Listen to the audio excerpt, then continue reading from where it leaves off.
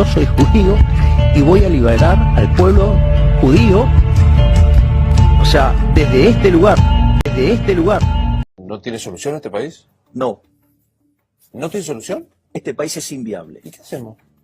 Yo siempre digo que a aquellos que son sub 30 les recomiendo enfáticamente que la única salida de este país es Ezeiza.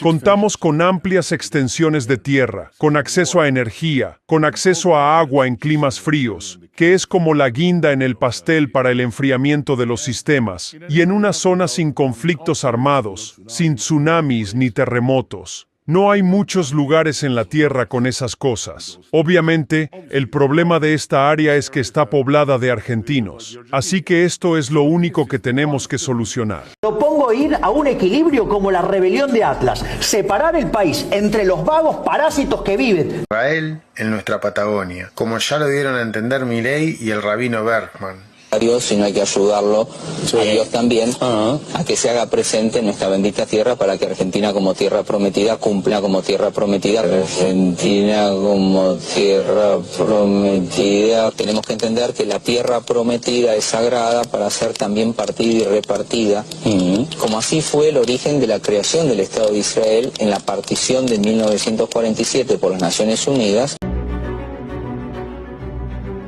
El 29 de noviembre de 1947 se inaugura en Nueva York la 128 Asamblea General de las Naciones Unidas. En el orden del día figura la partición de Palestina en dos estados, uno para los árabes y otro para los judíos. La resolución se considera adoptada si 2/3 de las 56 naciones representadas votan a favor. La mayoría de los delegados de la agencia judía ya han regresado a Palestina, pues ya ninguno cree en un voto favorable.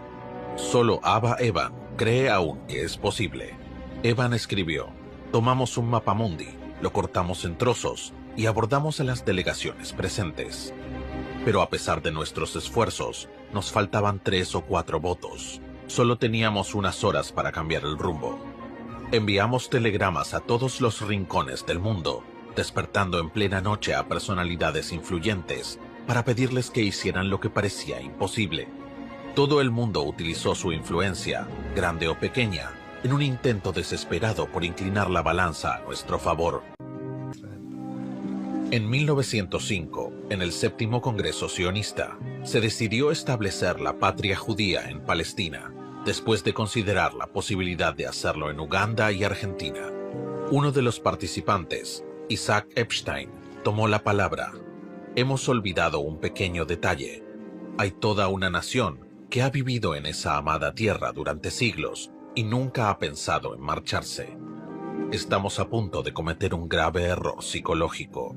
Y el presidente de la Federación Británica de Sinagogas había escrito a Herzl, fallecido un año antes de ese congreso: me estremezco ante la idea de la creación de un minúsculo estado judío que se acabe convirtiendo en un gueto. Mucho antes de la fundación del Estado terrorista de Israel, Theodor Herzl, el orador en el primer Congreso Sionista Mundial, había considerado 2 opciones para inventar el Estado artificial de Israel. Una era Argentina y la otra Palestina. Desgraciadamente para los palestinos les tocó a ellos, pero nosotros no estamos a salvo. Desde hace años, contingentes militares israelíes, ¿viste esos que matan niños en Palestina?, vienen de vacaciones a la Patagonia y hacen tareas de reconocimiento. 2 más 2, ¿cuánto te da a vos? Porque a mí me da 4.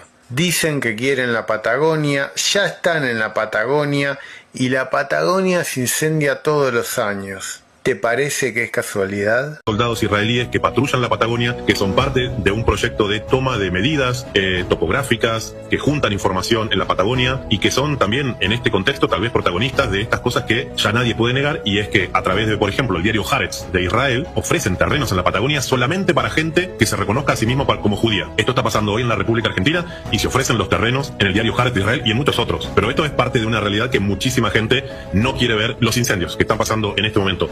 ¿cómo no vamos a pensar que detrás de estos incendios puede estar el poder del lobby sionista israelí? Y algunos me dirán, bueno, pero es muy aventurado, ¿qué pruebas tenés? Te puedo dar una prueba muy contundente. En el año 2012, en el Parque Nacional Torres del Paine, en Chile, se quemaron 14.000 hectáreas. 14.000 hectáreas en el año 2012 en el Parque Nacional Torres del Paine, en Chile.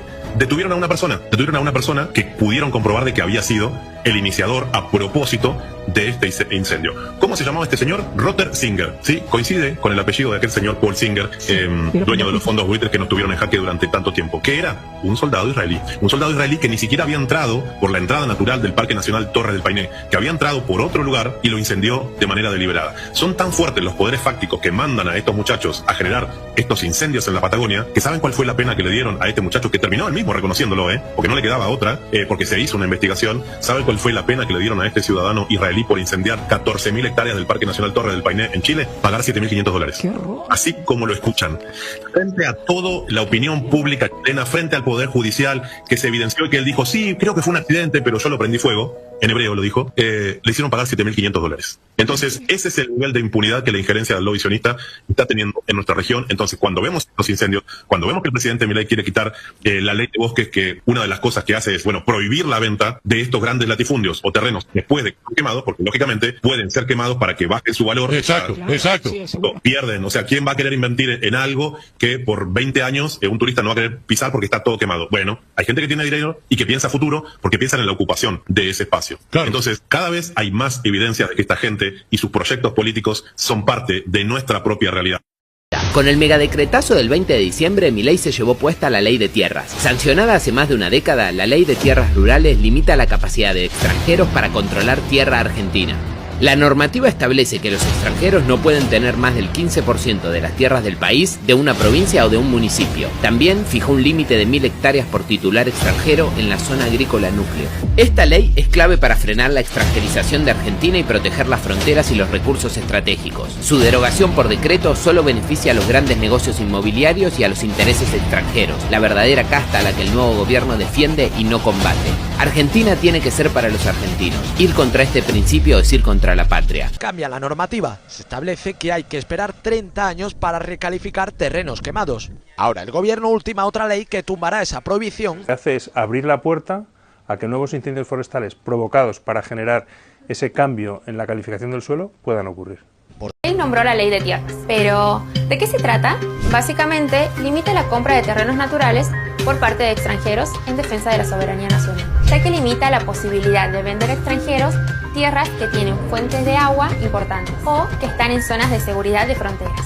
Creada por el kirchnerismo en el 2011, fue modificada por Macri en 2016 cuando eliminó una de las condiciones más importantes de la ley de tierras, la obligatoriedad de tramitar un nuevo certificado de habilitación en el caso de que una empresa tenga una reorganización societaria. Es decir, se habilitó la transferencia de acciones a extranjeros sin tener que informar en el registro nacional, dándole luz verde y sin ningún tipo de control a multimillonarios extranjeros como Joe Lewis y Luciano Benetton, quienes históricamente adquirieron numerosas hectáreas argentinas. Según la última actualización del gobierno, Salta lidera el ranking de las provincias con mayor cantidad de tierras en manos extranjeras con un 12%.